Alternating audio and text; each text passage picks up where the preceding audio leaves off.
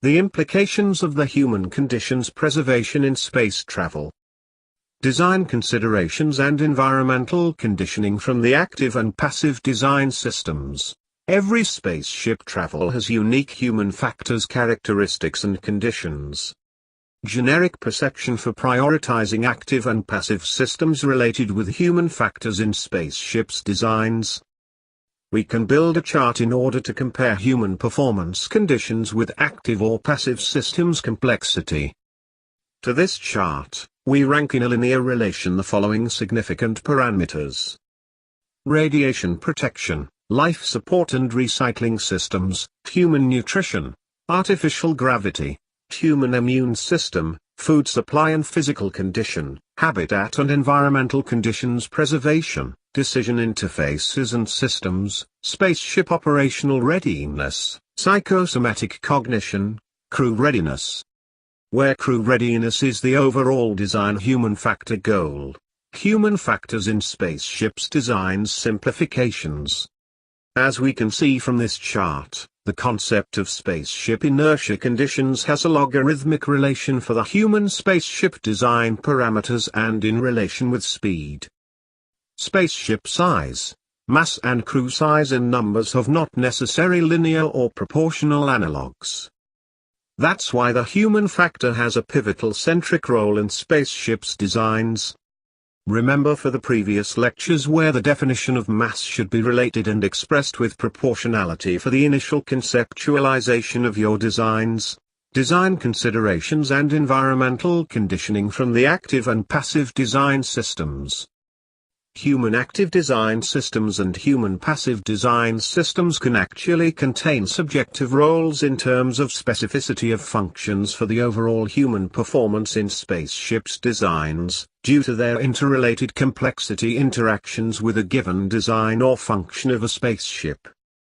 However, it is possible, a general characterization for what could be active and passive design system for a given human performance spaceship design to address using novel ratios as crew time rates to access all the areas of the spaceship in critical conditions, rate of repairability with manual accessibility of a given system or function, area, rate of repairability with automated accessibility, degree of response from mutual collaboration with the AI of the spaceship in a given task, the implications of the human conditions preservation in space travel. Aging. Aging can occur into the Earth-like environment condition of a spaceship reference system during space travel. Here we presented the factors that are contributing to this effect. Circadian adaptation and sleep disorder fatigue. Long problematic adaptability of the cardiovascular system with bone loss mass. Nutrition absorbency imbalances from long-term food preservation. Nutrition absorbency imbalances from long-term from body aging in space conditions. Immune, toxicological disorders. Long-term radiation effects. Fatigue and anxiety from space mission routines. Behavioral mindset changes from incompatible team collaboration. Cultural nostalgia and miss of Earth's habitat lifestyle. The implications of the human conditions preservation in space travel. NASA Human Research Program outreach. Vision changes in time. A video presentation.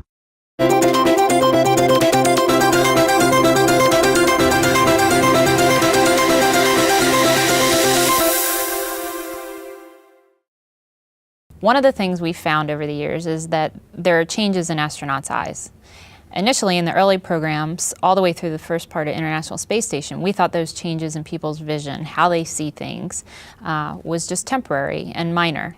About halfway through our International Space Station experience, we noticed that some of the astronauts' vision changes were a little bit more severe in that they had a harder time seeing objects both near and far, and also the vision didn't go back to normal as quickly as we expected it to.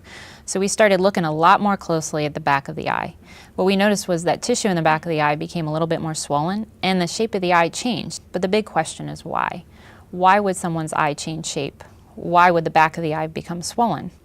One of the major changes that we've been able to document and understand is how the blood volume shifts from your lower body to your upper body when you go into microgravity. So things happen like your nose gets stuffy, your eyes feel a little bit of pressure, it feels like you have a really bad head cold. Well, we think that that change in fluid volume and that shift might be behind those changes in the eye. We also think it could be affecting the brain and changing what's called intracranial pressure. Normally we measure intracranial pressure through a procedure called lumbar puncture. In spaceflight, that'd be very complicated to do, and we wouldn't want to necessarily do that to our astronauts if we didn't have to. So we look at non-invasive ways of measuring pressure in your brain through your eyes or your ears, or how much blood flow is actually going to your brain using ultrasound. So NASA has a lot of work ahead to understand the use of these non-invasive devices, both terrestrially and in flight.